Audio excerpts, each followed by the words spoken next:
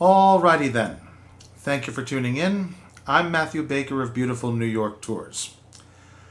A very nice guy who knows his New York City history asked me to do a piece about Bat Masterson. Now, at this point, many of you may be thinking, Bat, what are you talking about?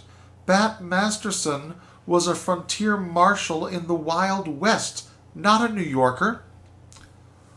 Well, let me tell you something. He was, of course, a frontier marshal in the Wild West, and then he was a New Yorker.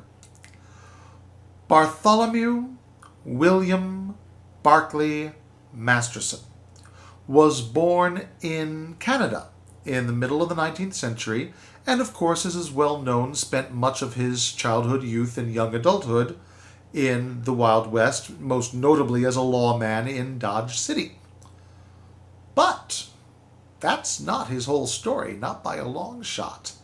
After being voted out of the sheriff's office, he took up professional gambling, playing card games like faro and poker, and went all over the West until he settled in Denver, Colorado, where he discovered a deep, abiding love for the sport of prize fighting, or as we would say in modern parlance, boxing. That eventually brought him to New York. Now, it wasn't his plan to come to New York.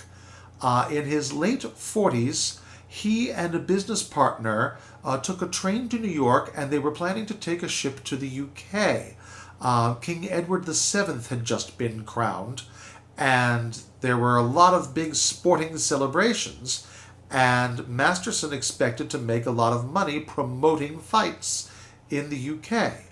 But the day before his ship was scheduled to sail, the former law enforcer was arrested. He was arrested on a bunco charge. What does that mean in modern language? A bunco charge means essentially he was charged with scamming innocent passersby in a street card game, sort of a precursor to three-card Monte.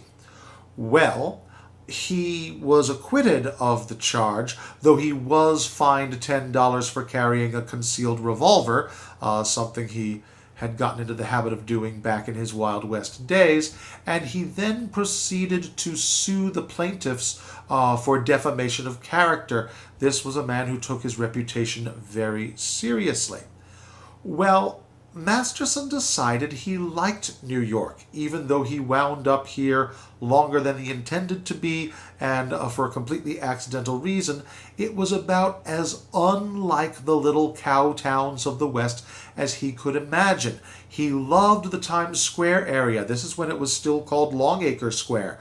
The New York Times did not arrive on 42nd Street before Masterson did, but he felt that all the best restaurants were there. There was good and affordable housing for him and for his wife. He thought it was the best nightlife in the city, not unlike the way people see Times Square today. Now, he got a job at a newspaper. He had done newspaper work before, and he became a sports writer, concentrating on boxing, for the New York Morning Telegraph. And he wrote a 3-time weekly column there until his death in 1921. So we're talking a neighborhood of 20 years, a little bit less than 20 years.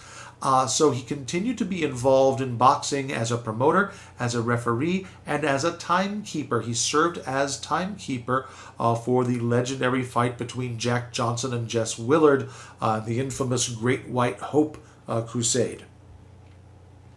He also became well known in fight circles. He was known by Jack Dempsey, by John L. Sullivan and Jim Corbett, and his fellow writers and his fellow sports journalists. He became close friends with Damon Runyon, who of course would later go on to write Guys and Dolls. Runyon named the character of Sky Masterson after Bat Masterson.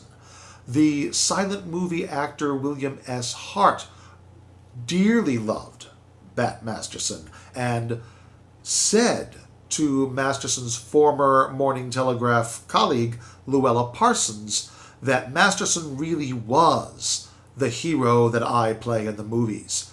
And in 1921, William S. Hart had his photograph taken with Masterson at his desk at the Telegraph.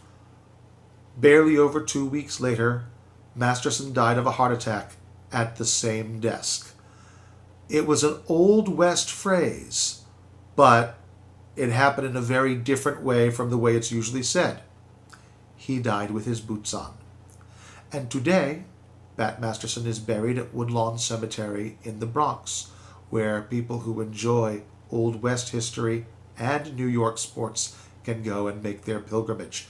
If you would like to see the sights of Bat Masterson in New York, once it is safe to do so, please check me out at Beautiful New York Tours. You can search Beautiful New York Tours on Facebook or email me at baker.tours@yahoo.com. Again, that is baker.tours@yahoo. Thank you very much.